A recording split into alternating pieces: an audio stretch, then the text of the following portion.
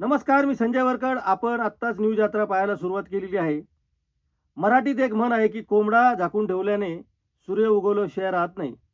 त्यामुळे एखादी गोष्ट कितीही दडपण्याचा प्रयत्न झाला, तिच्यावर पांघरून घालण्याचा प्रयत्न झाला, तरी कधी ना कधी ते सत्य जगासमोर येतच आणि त्यावर चर्चा सुरू होते.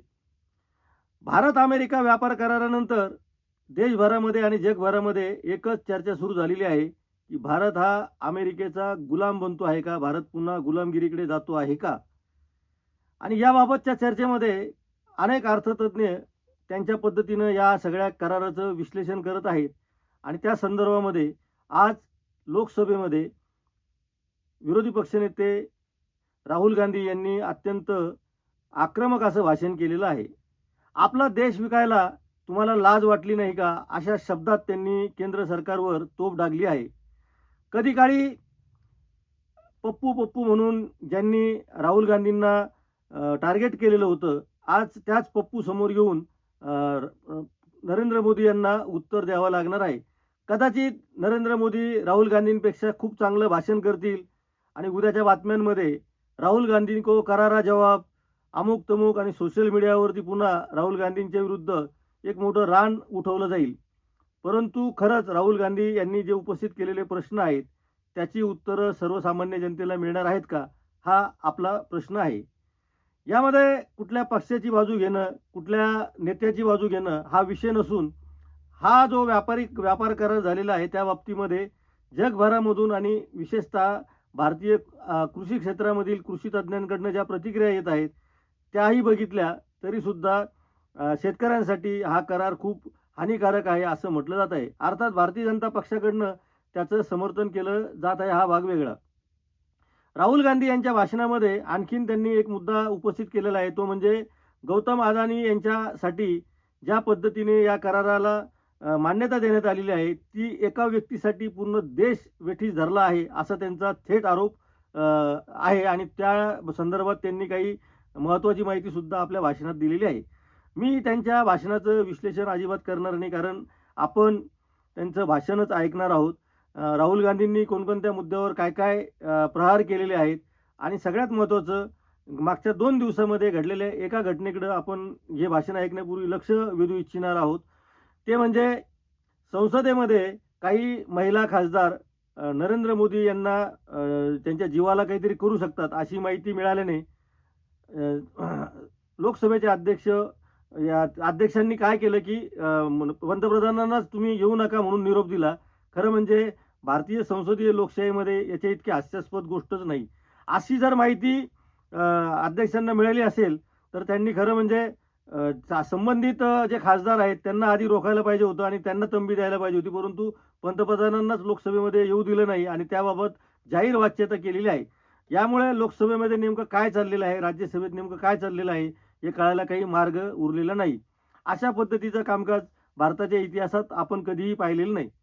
आता आपण जो विषय घेतलेला आहे अमेरिका आणि भारताचा जो व्यापारी करार झालेला आहे त्या बाबतीत आणि एकूणच भारतातील नरेंद्र मोदी सरकारचं जे धोरण आहे त्या बाबतीत राहुल गांधी यांनी जे टीकास्त्र सोडलेलं आहे, नेमकं ते काय म्हटले आहे ते आपण आता ऐकणार आहोत. That we are living in a world of intensifying geopolitical conflict. मतलब जो पुराना सिस्टम था, यूएस बेस्ड सिस्टम था, डॉलर बेस्ड सिस्टम था, यूनिपोलर जो सुपर पावर था, उस सिस्टम को चैलेंज किया जा रहा है. The dominance of the United States is being challenged by the Chinese, by the Russians, by other forces. And the second thing, also profound thing, that we are living in a world of energy and finance weaponization. मतलब energy को और finance को हथियार बना दिया गया है. Main thing they are saying here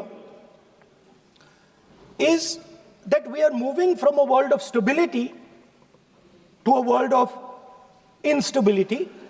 Prime Minister stated and NSA stated, shockingly, some time back, that the era of war is over.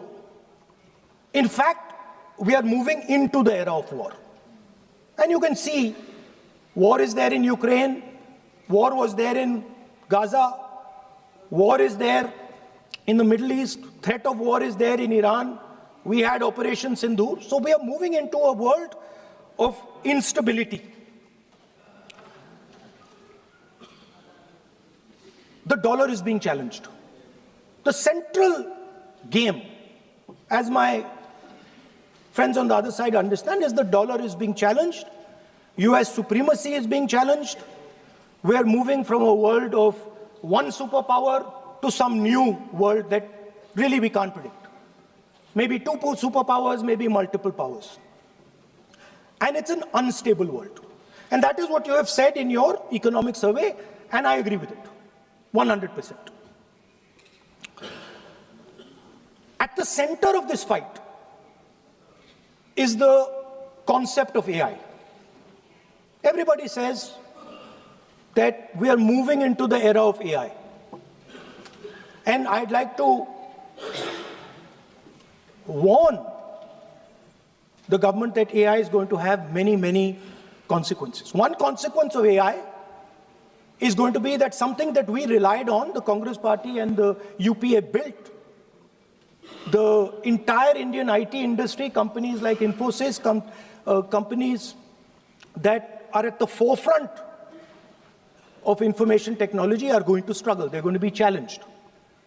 The idea of becoming a software engineer, which is a very popular idea in India, going to be challenged. Lots of our software engineers are going to be replaced by AI. So why I'm saying this is we're moving into a turbulent world, dangerous world. Now, when you move into a dangerous world, what is the first thing that you have to understand?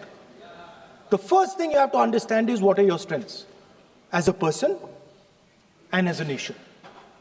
So I'd like to say to the House here what I think are the strengths of our great country. And I would say that the central strength is our people. 1.4 billion people, brilliant, energetic, dynamic, who can challenge anybody in the world. Biggest strength. But it's not only the people. Because in the 21st century, a very interesting thing has happened. People create data. So we have the biggest data pool on the planet. 1.4 billion people means massive amount of data is being generated in India, and data is wealth. Everybody talks about AI. But talking about AI is like talking about the internal combustion engine without talking about petrol. The petrol for AI is data. So let me repeat that. The petrol for AI is data. Meaning if you have AI and you don't have data, you have nothing. If you have AI and you don't have data, you have nothing. Now, which are the two biggest pools of data on the planet? The Indian pool of data and the Chinese pool of data. They also have 1.4 billion people. We have bigger population than them. We allow more freedom. We allow our people to do more dynamic things. So we have, in fact, more interesting data. What's the second strength? The second strength, and what do you need in difficult times? You need food. Who produces our food? Our kisans produce our food. Our laborers produce our food. This is what gives us strength. This is what allows that data to be produced. This is what allows that brilliance to be generated. And we fought for food security.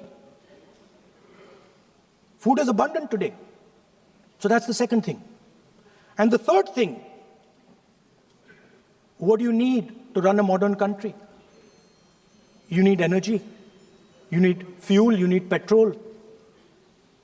So these are the three things that need to be protected in turbulent times. Our people and our data, our food supply, the ability to produce food, and our energy system. Now, what's interesting to me is that the budget recognizes these things. The budget recognizes that we are going into a dangerous time, intensifying geopolitical conflict. The budget recognizes that energy and finance are being weaponized all across the world.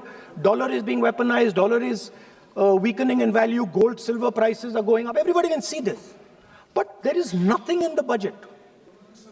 There's absolutely nothing in the budget that looks into these two issues. There is nothing in the budget about energy and finance weaponization. There is nothing in the budget about the intensifying geopolitical conflicts and what we are going to do about it. The budget just reads like any of their budgets. Right? And budget is something, of course, that comes once a year. But in parallel to the budget, something new has happened. The US deal. We have made a deal with the United States. Now, one thing I'd like to make very clear, and this is something that is not well understood. In a contest between the United States and China, the single most valuable asset is Indian data. If the Americans want to remain a superpower, please understand what I'm saying. It is very profound what I'm saying. If the Americans want to remain a superpower, and if the Americans want to protect their dollar, the key to that is Indian data. Why? Because the Chinese have a data pool of 1.4 billion people. And you can take European data, you can take African data, you can take American data, add it all up. It does not compete with Chinese data. So the real fight that is taking place, I'm saying what is our strength? I'm saying if India is going to go to the table, then what do we put on the table? What do we say? Listen, this is what we put on the table. And what we put on the table, it's beautiful. What we put on the table is our people. Their wisdom, what they do, their likes, dislikes, their imagination, their fear. This suddenly in the 21st century has got value. In the 20th century, it had no value. I remember so many people saying that population is a weight, population is a disaster. No, population is the biggest asset you can have. It's a strength. But it's only a strength if you recognize that data is important. Now, what is surprising to me? What happened in the deal? If the India alliance was negotiating with President Trump, I will tell you what we would say. The first thing we would say is, President Trump, the most important thing in this equation is Indian data. You want to protect your dollar? You want to protect your dollar? We are your friends. We appreciate you. We want to help you protect your dollar. But please remember that if you want to protect your dollar, the biggest asset that can protect your dollar is lying with the Indian people. First thing. Second thing we would say, President Trump, if you want access to this data, then please understand that you are going to talk to us as an equal. You are not going to talk to us as if we are your servants. Second thing we would say is, Mr. Trump, please understand that our energy security is our energy security. And no matter what happens, we are going to protect our energy security. And the third thing we would say is, President Trump, we understand that you have a voter base, agricultural voter base. We understand that you need to protect your farmers, but we will also protect our farmers. But the main thing I'm saying is that an India Alliance government would go there and say, data is our biggest strength. Now let us talk. Meaning we would go there as equals. We would not be made equal to Pakistan. And if President Trump decided that Pakistan army chief is going to have breakfast with him, then we would have something to say about that. Now, what has happened? You've done a trade deal. It's small. It's written small in the back. Now, let me tell you what is written about data. Our most valuable asset, the thing that is going to transform India in the 21st century, the thing that is going to make us a superpower in the 21st century. This is what the Modi government has done with our data. Number one, we give up control over our digital trade rules. Number two, there is no need for data localization. Number three, free data flow to the United States. Number four, limit on digital tax. Number five, no need to disclose any source code. The finance minister is smiling. She likes to smile. She likes to smile a lot. 20-year free tax holiday to anybody who wants it, to the big tax companies. This is what you've done on data. Second, no, I'll come to that, brother. Second, what have you done on tariffs? At the beginning,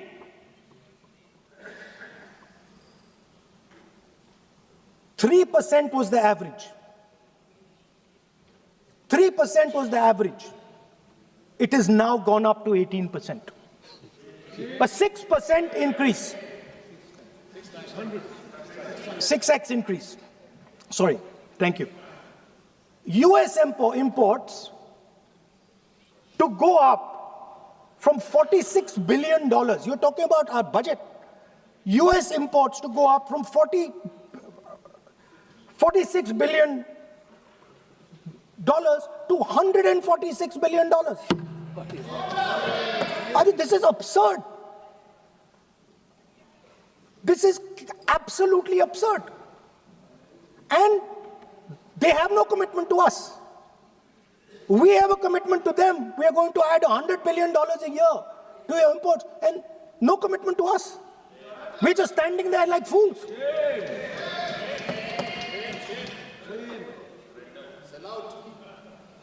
And our tariff has gone up from 3% to 18%, and theirs has come down from 16 to 0.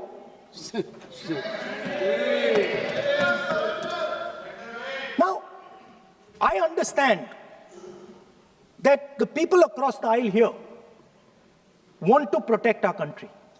I understand the people across the aisle here value our data. I believe they do. I also believe that the Prime Minister understands that India's biggest asset is its people, and as a result, its data. I know that. I do not believe for 1 second that the Prime Minister does not understand this. Next, textiles. I visited a Gurgaon factory recently and I asked them what's going on. They said, we're finished as a result of the tariffs. Now what have you done? The United States has reduced Bangladesh's tariff to zero. And our tariff is 18%. What do you expect our textile people to do? They're dead. They're finished. The entire textile industry is gone because their competitor is Bangladesh. If Bangladesh imports US cotton, they have 0% duty. Finished. Textile industry gone. Let's talk about energy. What we need for the data, what we need for our food, what we have fought for, energy security, gone. Now the United States will decide who we buy oil from. Yes. The United States will come to us and say, you cannot buy oil from so-and-so, and so-and-so, and so-and-so. Russia, Iran, whoever they want. They will decide. Our Prime Minister will not decide. Please understand, and they will monitor. They will keep a watch, meaning they will look, and if India buys oil from anyone they do not want, they will punish us. And they will take our tariffs right back to 50%. For the first time in Indian history, our farmers are facing a storm. Makka, soybean, lal jawar, kapas. You have opened the door. You have opened the door to mechanized American farms, thousands and thousands of acres each farm. You have opened the door to crush our poor farmers. It is disgraceful. It is disgraceful. No Prime Minister has ever done this before. And let me tell you, no Prime Minister after you is ever going to do it.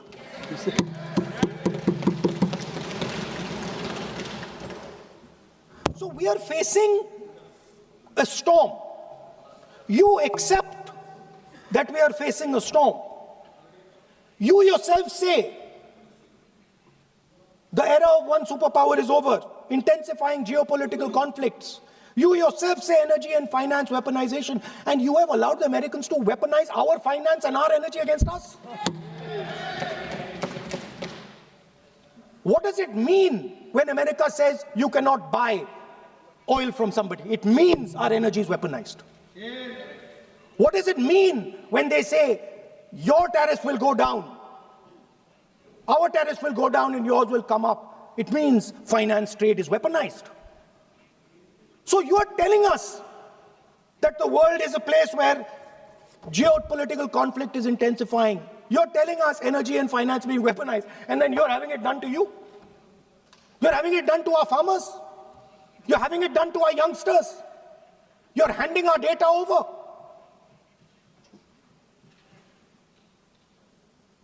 How can you even make these statements? How can you even come to this house and talk this type of nonsense? Yes, Are you not ashamed of yourselves? Are you not ashamed of giving? No. He's a leader of opposition. Sir, ashamed is not an abuse. No. There's nothing, in saying, are you not ashamed, there is no abuse. No, ashamed you can use. I am just stating. Whatever you have, Okay, sir, let me speak. forgotten, I think so. I am saying, Speaker sir, I am saying that you have sold India. Are you not ashamed of selling India? Do you have no shame of selling India? You have sold our mother, Bharat Mata. Do you have no shame? But sir, the interesting thing is, I know. The interesting thing is that I know that the Prime Minister would not sell India under normal circumstances. He will not do it. You know why he sold India? Because they are choking him. Mr. Rahul, address to the chair, please. He has sold India because they are choking him. They've got a grip on his neck. Speaker साहब, मैंने बोला जब चोक लगाते हैं दूसरे व्यक्ति की आंख में देखते हो तो डर दिखता है सर, पीएम की आंख में डर दिखता है, दिख रहा है सर, आंख में आंख नहीं मिला पाते हैं।